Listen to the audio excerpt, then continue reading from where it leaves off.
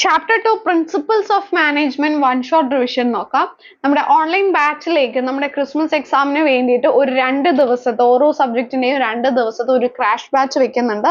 അതിൽ ജോയിൻ ചെയ്താൽ നിങ്ങൾക്ക് ഉറപ്പായിട്ടും പാസ് മാർക്കിനേക്കാൾ കൂടുതൽ നല്ലൊരു മാർക്ക് സ്കോർ ചെയ്യാൻ പറ്റും.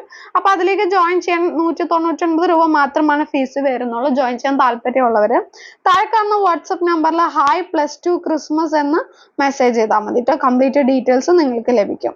So principles of management, principles എന്ന് പറഞ്ഞിട്ടുണ്ടെങ്കിൽ ഒരു ഫണ്ടമെന്റൽ ട്രൂത്ത് അതിനെ തെളിയിക്കുന്നതായിട്ടുള്ള ഒരു സ്റ്റേറ്റ്മെന്റ് ആയിരിക്കും പ്രിൻസിപ്പിൾസ് എന്ന് പറയുന്നത്. അപ്പൊ മാനേജ്മെന്റ് പ്രിൻസിപ്പിൾസ് എന്ന് പറയുന്നത് ഒരുപാട് മാനേജേഴ്സ് അവരുടെ ഒരുപാട് കാലത്തെ എക്സ്പീരിയൻസിൽ നിന്ന് അവര് ഉണ്ടാക്കിയെടുത്തിട്ടുള്ള പ്രിൻസിപ്പിൾസ് ആണ് മാനേജ്മെന്റ് പ്രിൻസിപ്പിൾസ്.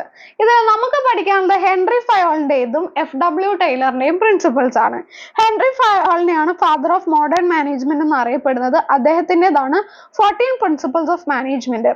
അതിൽ ആദ്യത്തേതാണ് division of work. Division of വർക്കിൽ അദ്ദേഹം പറയുന്നത് ഒരു കോംപ്ലക്സ് വർക്ക് ഒരാൾക്ക് കൊടുക്കുന്നതിനെക്കാട്ടിലും അതിനെ ചെറിയ ടാസ്കുകളായിട്ട് ഡിവൈഡ് ചെയ്തതിനു ശേഷം ഓരോ ടാസ്കുകളായിട്ട് ഓരോ എംപ്ലോയിനെ ഏൽപ്പിക്കുക. അങ്ങനെ വരുമ്പോൾ ചെറിയ വർക്ക് ഒരുപാട് തവണ റിപ്പീറ്റ് ആയി ചെയ്യുമ്പോൾ അവർ അതിൽ എഫിഷ്യന്റ് ആകും, സ്പീഡ് വരും, പെർഫെക്ഷൻ വരും എന്നാണ് പറയുന്നത്. രണ്ടാമത്തേതാണ് അതോറിറ്റി ആൻഡ് റെസ്പോൺസിബിലിറ്റി. അതോറിറ്റി എന്ന് പറഞ്ഞാൽ സബോർഡിനേറ്റ്സിനോട് ഓർഡർ ഇടാനുള്ള റൈറ്റും, റെസ്പോൺസിബിലിറ്റി എന്ന് വെച്ചാൽ സുപ്പീരിയർ ഏൽപ്പിച്ച വർക്ക് അതുപോലെ തന്നെ കംപ്ലീറ്റ് ചെയ്ത് കൊടുക്കേണ്ട ഒബ്ലിഗേഷൻ, ബാധ്യതയുമാണ് അതോറിറ്റി. അതോറിറ്റി ഉണ്ടെങ്കിൽ അതനുസരിച്ച് റെസ്പോൺസിബിലിറ്റിയും ഉണ്ടായിരിക്കണം. Then discipline. ഡിസിപ്ലിൻ എന്ന് പറഞ്ഞിട്ടുണ്ടെങ്കിൽ ചില ഓർഗനൈസേഷനിലെ റൂൾസ് എല്ലാം ഫോളോ ചെയ്തിട്ട് അവിടെ ഒരു അച്ചടക്കം, റെസ്പെക്ട് ഇതെല്ലാം നിലനിർത്തുന്നതിന് വേണ്ടിയിട്ടാണ്. ഒരു ഓർഗനൈസേഷൻ സ്മൂത്ത് ആയിട്ട് റൺ ചെയ്യണമെന്നുണ്ടെങ്കിൽ അവിടെ കൃത്യമായിട്ടുള്ള റൂൾസ് റെഗുലേഷൻസ് ഒക്കെ ഉണ്ടായിരിക്കണം, ഡിസിപ്ലിൻ ഉറപ്പുവരുത്താൻ. Then unity of command. Unity of കമാൻഡിൽ പറയുന്നത് ഒരു എംപ്ലോയി ഒരു സുപ്പീരിയറുടെ അടുത്ത് നിന്ന് മാത്രമാണ് ഓർഡേഴ്സ് സ്വീകരിക്കാൻ പാടുള്ളൂ, അല്ലെങ്കിൽ അത് കൺഫ്യൂഷനിലേക്ക് നയിക്കും. Unity of direction. Unity of ഡയറക്ഷനിൽ പറയുന്നത് ഒരു സ്ഥാപനത്തിൽ ഒരുപാട് ആക്ടിവിറ്റീസ് നടക്കുന്നുണ്ടാകും, അതെല്ലാം ഗ്രൂപ്പ് ചെയ്തിട്ട് ഒരൊറ്റ ഒരു ഗോളിന്റെ കീഴിലേക്കായിരിക്കണം അതെല്ലാം വരേണ്ടത്. Then subordination of individual interest to general interest. ഒരു വ്യക്തിയുടെ ഇൻട്രസ്റ്റിനെക്കാട്ടിലും ഗ്രൂപ്പ് ഇൻട്രസ്റ്റ്, അതായത് ഓർഗനൈസേഷൻ ഇൻട്രസ്റ്റിനാണ് അവിടെ ഇമ്പോർട്ടൻസ് കൊടുക്കേണ്ടത്. Remuneration of employees.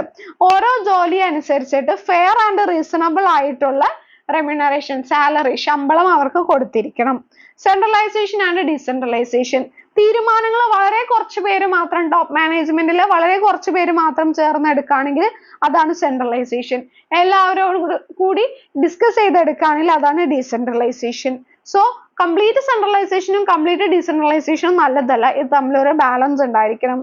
Then scalar chain. ഒരു സ്ഥാപനത്തിലെ ഓരോരുത്തരും എങ്ങനെ കമ്മ്യൂണിക്കേറ്റ് ചെയ്യണം എന്നുള്ള ലൈൻ ഓഫ് അതോറിറ്റി അല്ലെങ്കിൽ ലൈൻ ഓഫ് കമ്മ്യൂണിക്കേഷൻ ആണ് സ്കലാർ ചെയിൻ കാണിക്കുന്നത്. അതനുസരിച്ചിട്ടാണ് ടോപ്പ് റാങ്കിൽ നിന്ന് ലോ റാങ്കിലേക്ക് ഓരോരുത്തരും കമ്മ്യൂണിക്കേറ്റ് ചെയ്യേണ്ടത്. എന്തെങ്കിലും എമർജൻസീസ് ഉണ്ടെങ്കിൽ അവർക്ക് ഒരു ഷോർട്ട് കട്ട് യൂസ് ചെയ്യാം, അതിനെയാണ് ഗാങ് പ്ലാങ്ക് എന്ന് പറയുന്നത്. ഓർഡർ. ഒരു സ്ഥാപനത്തിലെ മെറ്റീരിയലിനാണെങ്കിലും മെന്നിനാണെങ്കിലും എല്ലാത്തിനും അതിൻ്റെതായിട്ടുള്ള ഒരു സ്ഥലം ഉണ്ടായിരിക്കണം. ഇക്വിറ്റി. സുപ്പീരിയേഴ്സ് ഒരിക്കലും ഡിസ്ക്രിമിനേഷൻ കാണിക്കാൻ പാടില്ല, സബോർഡിനേറ്റ്സിനെ എല്ലാവരും ഒരേപോലെ ഇമ്പാർഷ്യൽ ആയിട്ട് കാണണം. Stability of personal. ജോലിക്കാരെ എപ്പോഴും അവരുടെ സ്ഥാനത്ത് നിന്ന് മാറ്റിക്കൊണ്ടിരിക്കാൻ പാടില്ല. കണ്ടിന്യൂസ് ആയിട്ട് അവരെ ഷിഫ്റ്റ് ചെയ്യുമ്പോൾ അവർക്ക് അതിൽ മടുപ്പ് വരും, പുതിയ സ്ഥലത്തിനോട് അഡ്ജസ്റ്റ് ചെയ്യാനൊക്കെ ഒരു താമസം വരും. Then initiative. ഒരു സ്ഥാപനത്തിൽ എപ്പോഴും ഇനീഷ്യേറ്റീവ് ഉറപ്പുവരുത്താൻ മാനേജർ ശ്രദ്ധിക്കണം. എല്ലാവരും പറയട്ടെ എന്ന് കരുതി നോക്കി നിൽക്കാതെ മുന്നിട്ടിറങ്ങിയ ആളുകൾ ചെയ്യാൻ തയ്യാറാകണം, അതിനെ പ്രോത്സാഹിപ്പിക്കണം. എസ്പിരിറ്റ് ഡീകോപ്സ്. ഒരു ടീം സ്പിരിറ്റ് ഉണ്ടാക്കിയെടുക്കാൻ എപ്പോഴും മാനേജ്മെന്റ് ശ്രമിക്കണം. ഒരൊറ്റ വ്യക്തി എന്നതിനേക്കാളും ഒരു ടീം ക്രിയേറ്റ് ചെയ്യാനാണ് നോക്കേണ്ടത്. ദെൻ സയന്റിഫിക് മാനേജ്മെന്റ് ടെക്നിക്സ് 7 എണ്ണമാണോ ഉള്ളത്. ആദ്യത്തേത് standardisation and simplification of work. സ്റ്റാൻഡർഡൈസേഷനിൽ പറയുന്നത് ഒരു സ്ഥാപനത്തിൽ എല്ലാത്തിനും സ്റ്റാൻഡേർഡ് വെക്കണം. ടൈം ആയിക്കോട്ടെ, പ്രോഡക്റ്റ് ആയിക്കോട്ടെ, എന്തോ ആയിക്കോട്ടെ, എല്ലാത്തിനും ഒരു സ്റ്റാൻഡേർഡ് വെക്കണം എന്നാണ് പറയുന്നത്. Then simplification. അനാവശ്യമായിട്ടുള്ള കാര്യങ്ങളും വെറൈറ്റീസും എല്ലാം ഒഴിവാക്കിയിട്ട് വർക്ക് സിംപ്ലിഫൈ ചെയ്യുക. Then method study. Method study എന്തിനാണ് നടത്തുന്നതെന്ന് വെച്ചിട്ടുണ്ടെങ്കിൽ ഒരു ജോലി ചെയ്തു തീർക്കുന്നതിന് വേണ്ടിയിട്ടുള്ള ഏറ്റവും ബെസ്റ്റ് മെത്തേഡ് കണ്ടുപിടിക്കാനാണ്. Then motion study. ഒരു ജോലി ചെയ്യുമ്പോൾ പലതരത്തിലുള്ള മൂവ്മെന്റ്സ് ഉണ്ടാകും, അതെല്ലാം കണ്ടു പഠിച്ചതിന് ശേഷം അതിൽ ആവശ്യമില്ലാത്ത അനാവശ്യമായിട്ടുള്ള മൂവ്മെന്റ്സ് ഒഴിവാക്കുന്നതിന് വേണ്ടിയിട്ടുള്ള സ്റ്റഡിയാണ് മോഷൻ സ്റ്റഡി. ടൈം സ്റ്റഡി, ഒരു ജോലി ചെയ്ത് തീർക്കുന്നതിന് വേണ്ടിയിട്ടുള്ള മിനിമം ടൈം കണ്ടെത്തുന്നതിനാണ് time study. Then fatigue study, ഒരു ജോലി ചെയ്ത് തീർക്കാൻ വേണ്ട റെസ്റ്റ് ഇന്റർവെൽ എപ്പോഴൊക്കെ കൊടുക്കണം, അതുപോലെ തന്നെ എന്തുമാത്രം അളവിൽ കൊടുക്കണം എന്നുള്ളതാണ് ഫറ്റീഗ് സ്റ്റഡി നടത്തുന്നത്. ഡിഫറൻഷ്യൽ പീസ് വേജ് സിസ്റ്റത്തിൽ ഡ്യുവൽ വേജ് റേറ്റ്, രണ്ട് തരത്തിലുള്ള വേജ് റേറ്റ് ഉണ്ടാകും. എഫിഷ്യന്റും ഇൻഎഫിഷ്യന്റും ആയിട്ടുള്ള വർക്കേഴ്സിനെ തിരിച്ചറിയുന്നതിന് വേണ്ടിയിട്ടാണ്.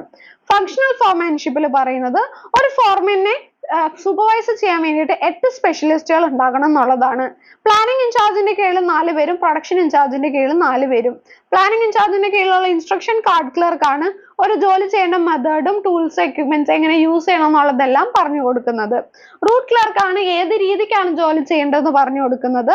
Time and cost clerk time and cost sheet prepare ചെയ്തുകൊണ്ട് ഓരോ ജോലിയിലേക്ക് എത്ര സമയം വന്നു, എത്ര ചെലവ് വന്നു എന്നുള്ളത് കണ്ടുപിടിക്കും.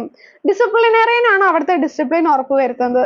പ്രൊഡക്ഷൻ ഇൻചാർജിന്റെ കീഴിലുള്ള സ്പീഡ് ബോസ് ആണ് മെഷീൻസ് എല്ലാം ഒപ്റ്റിമം സ്പീഡിൽ റൺ ചെയ്യുന്നുണ്ടെന്ന് ഉറപ്പുവരുത്തുന്നത്.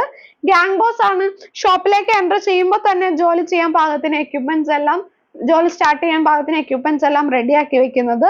റിപ്പയർ ബോസ് ആണ് റിപ്പയറുമായി ബന്ധപ്പെട്ട എല്ലാ കാര്യങ്ങളും ചെയ്യുന്നത്. ഇൻസ്പെക്ടർ ആണ് വർക്കിന്റെ ക്വാളിറ്റി ഉറപ്പുവരുത്തുന്നത്. ഫങ്ഷണൽ ഫോർമാൻഷിപ്പിന്റെ നമ്മുടെ സയന്റിഫിക് മാനേജ്മെന്റ് 7 ഫങ്ഷൻസ് ആണ് നമ്മൾ 7 സയന്റിഫിക് ടെക്നിക്സ് ആണ് നമ്മൾ പറഞ്ഞത്. വളരെ ഇമ്പോർട്ടന്റ് ആണ്. വീഡിയോ ഹെൽപ്ഫുൾ ആയിട്ടുണ്ടാവുമെന്ന് വിചാരിക്കുന്നു. Thank you.